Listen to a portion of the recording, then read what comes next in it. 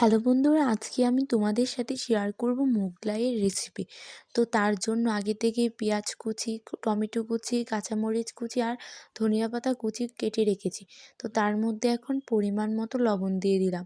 তারপর 2টা ডিম দিয়ে দিলাম। তো এখন ডিমটা ভালো করে মিক্স করে নেব এটার সাথে। তো এই সবগুলোর সাথে আমি ডিমটা ভালোভাবে মিক্স করে নেব। তো আমার মিক্স করে নেওয়া শেষ ডিমটা। তো দেখতেই পাচ্ছ কি সুন্দর হয়েছে ডিমটা মিক্স করা। আমি আগে থেকে আটার ডোটা করে রেখেছি মোগলাইয়ের জন্য। দেখতেই পাচ্ছ এরকম নরম করে আটার ডোটা করবে। তারপর একটা বেলুনের মধ্যে আমি আটার ডো নিয়ে একটা রুটি বানিয়ে নিলাম। তো এরকম সাইজের অনেকগুলো রুটি বানিয়ে নিয়েছি।